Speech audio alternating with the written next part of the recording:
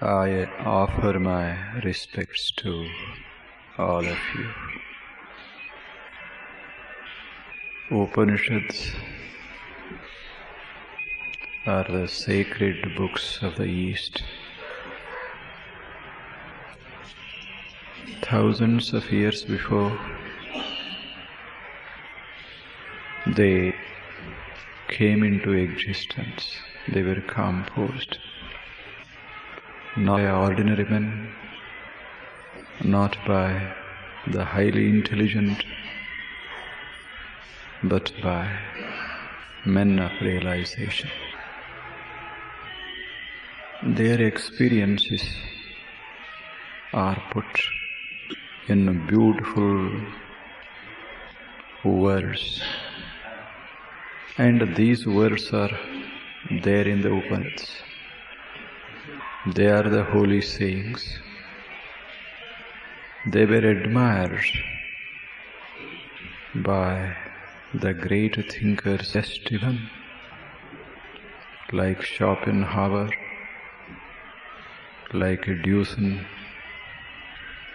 Thoreau, Whitman, Walt Whitman, because those words are so powerful, so beautiful,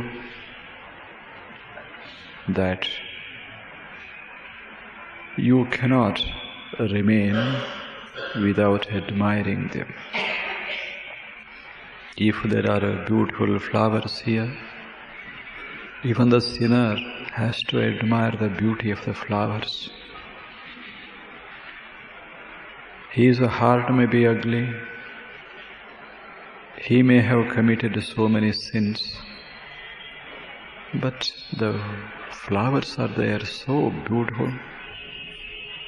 When I open my eyes, when the beauty of the flowers fill my eyes, I can't but admire the beauty that I find in the flowers. That is what happens with the great sayings of the saints. Those words, those beautiful words, have come from the most beautiful hearts. The saints' hearts were so beautiful, like the flowers, like roses, like lotuses. In any of the Upanishads you find the description of the hearts of the saints. They are like to the lotuses, the blue lotuses, the white lotuses, the golden lotuses.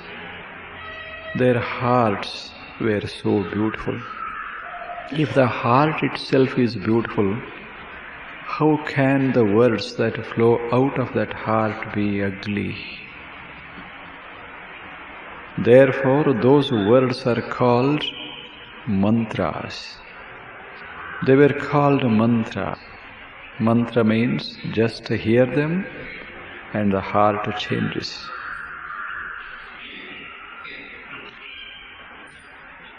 Even the Sharanas of the 12th century say, the sayings of the saints, what are they? What are they? Basaveshwara says, they are Deva Lokakke Batte Kaniro. They show the path that leads to God. Ita Matemba Jyoti, they are the lights lit by Sharanas, the devotees, those who have given themselves to God wholly, completely, those who have become one with God. Their words are there, they have lit the lamps of words, and these lamps are shedding the light on the path that takes us to God Himself. Upanishads said the same thing. What are the mantras? Are Upanishad. Upanishad. Mantra means Upanishad. Upanishad means mantra. Upanishad means just sit near a master, your intelligence, your heart becomes enlightened. It gets light from the great masters. Another meaning is just close to God. These words are such that just hear them, they create an atmosphere in the heart. Such an atmosphere they create that we begin to feel the presence of God Himself in our heart. So powerful are the words. And these words are capable of transforming the minds, transforming the hearts. Probably you have heard the name of Devendranath Thakur, father of Rabindranath Tagore, who is known over the world as the greatest poet, spiritual poet, mystic poet. He was honored with a Nobel Prize for his Gitanjali. And his father, Devendranath Tagore, though not much known to Indians, to the Westerners, he was a great saint. He was called Maharshi Devendranatha. But when he was still young, he was facing so many problems in life. Material, worldly problems as well as philosophical. His mind was disturbed very much. He knew no peace of mind. He was searching for peace, but it was nowhere to be found, not coming from any corner. He looked very, very gloomy, and there was no happiness to be seen on his face or felt in his heart. He was leading very miserable life in those days. One day, he was sitting in his room. There was not much light in the room. He was thinking, he was worrying about so many things, about the life, about the worldly problems. He had become a figure of misery itself. It was evening, the wind was blowing. One of the windows was open. There came into the room, flying, a piece of paper. It fell just near where the Maharshi was sitting. Then he was not a Maharshi, not enlightened, but he was seeking, much troubled, restless he had become. Darkness had filled his heart. Just near him there fell a piece of paper. He picked it up, read. Not once, twice, thrice, 4 times, 5 times, 10 times. There were only 3 lines, but he was reading repeatedly, many times. For an hour, he went on reading those 3 lines. And his face was changing. The gloom from his face was moving away. There was light appearing on his face. Cheerfulness appeared on his face. He smiled for the first time. There was something going on in his heart. His heart was transformed. Now he was not a miserable. He had become a saint, a seer. There was a light in his heart. Those 3 lines had dispelled the darkness that was there in his heart. Darkness of ignorance left him. That miracle was brought about by those 3 lines. And those 3 lines had come from a Upanishad. And they are well known all over the world. Isha Vasyamidam Sarvam. Yat kincha jagatyaan jagat. Tena tyaktena punjithaha magrathaha kasyas vidhanam. These 3 lines had transformed his mind. He had become a saint. What is true of one Upanishad is true of all the Upanishads. One, but hundreds of Upanishads were written. They were not exactly written. They flowed out of the heart of the great saints, seers. And they were recorded in the brain of the disciples, not on paper. They were preserved in the memory of the disciples. And they have come to us to these days. They are there for us. Of such hundreds of Upanishads, this is one. Yoga Sara Upanishad. This Upanishad contains the Sara of Yoga, the essence of Yoga. Here we find Yoga, and it is the essence of Yoga. Not detailed account is given, but very salient features are given in this Upanishads. Only 14, but they are full of meaning.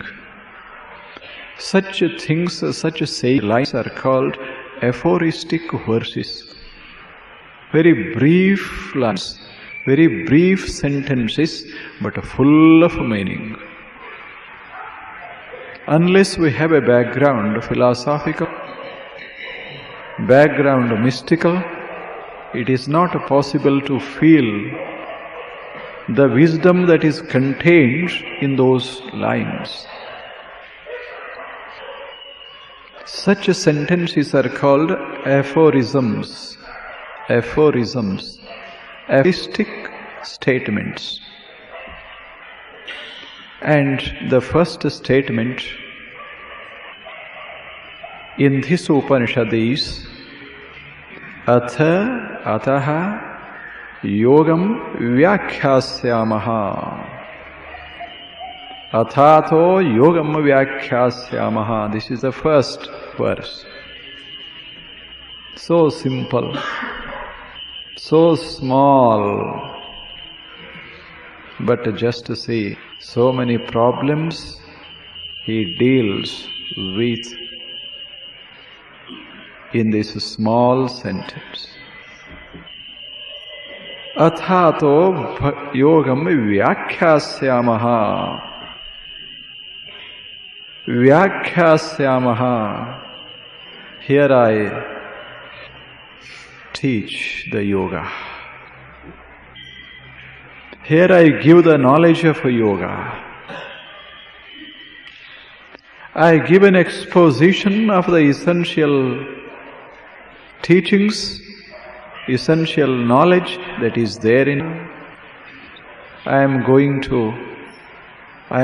to instruct and impart the holiest of the knowledge, yoga. Vyakhyāsyāmaha.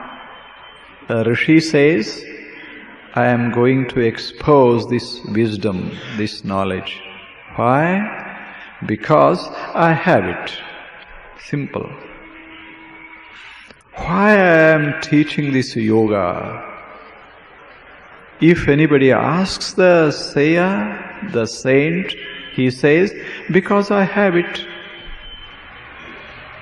This flower spreads in its surrounding the fragrance. Why? Why? Just because it has it. The fragrance is there, and the fragrance spreads in its surrounding. In the same way, Guru is there, Master is there, he has that knowledge, and the Master is like a flower, knowledge is like the fragrance. If there is Master, there must be fragrance of knowledge. I can't but give it. I can't but instill that knowledge. I cannot but impart that knowledge. I can't, my disciple, I cannot keep with me forever. It goes out. Despite of myself, in spite of myself, it flows out.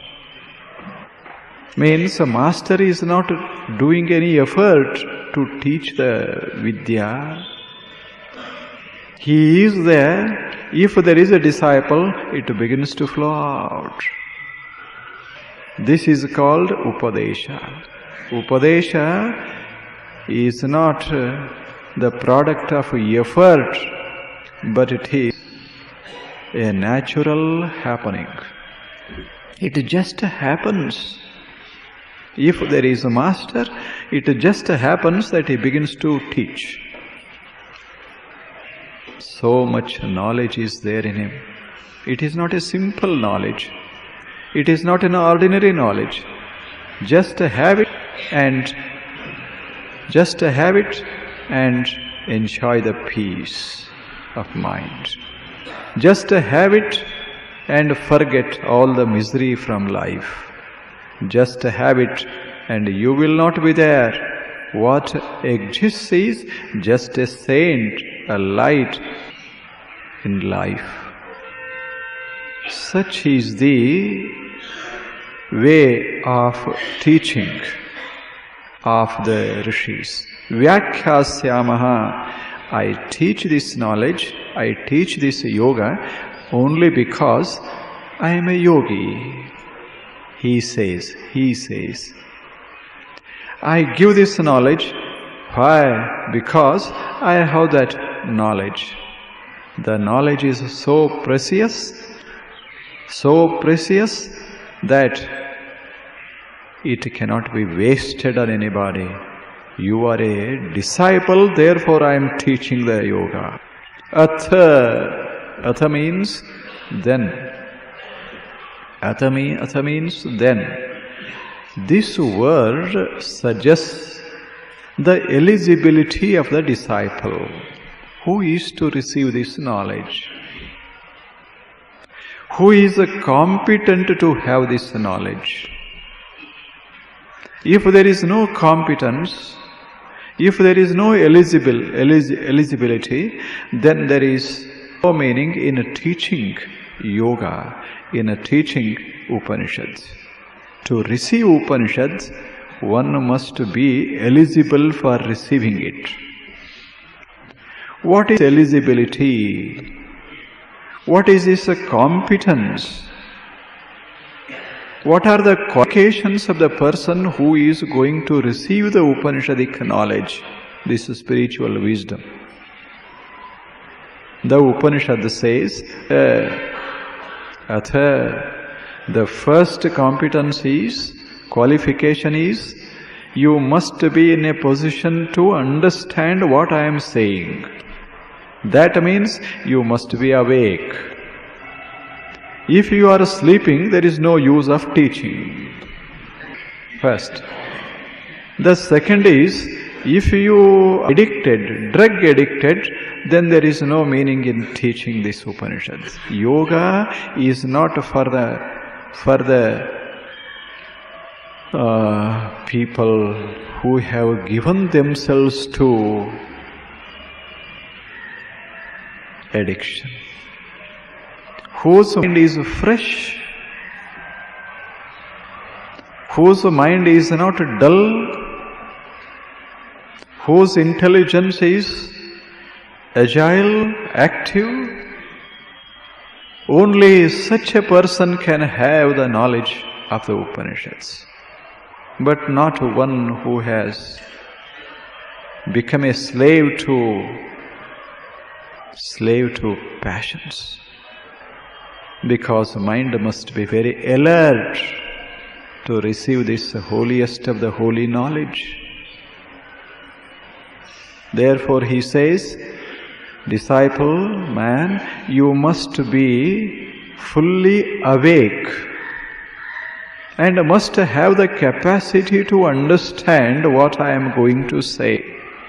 Capacity to understand what I am going to say. The second qualification, this is the first qualification. Second qualification is, you must have a desire to receive this knowledge.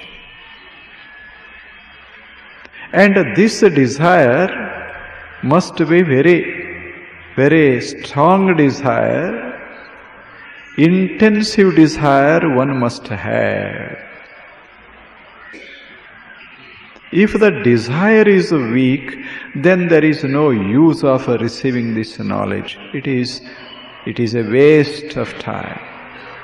There must be desire. Suppose on my table there are very rare dishes. Say celestial food is there on my table, which is available only to the gods and goddesses. Even if there is a so rich food on my table, I cannot enjoy it if there is no hunger in me. If my body is not hungry, if every cell of my body is not hungry, then it is possible to enjoy the food, whatever be the quality of a food is. I cannot enjoy it. A horse may be taken to water, but you cannot make it drink water, isn't it? It is very easy to take a horse to the river Ghataprabha, but if it does not want to drink, not possible.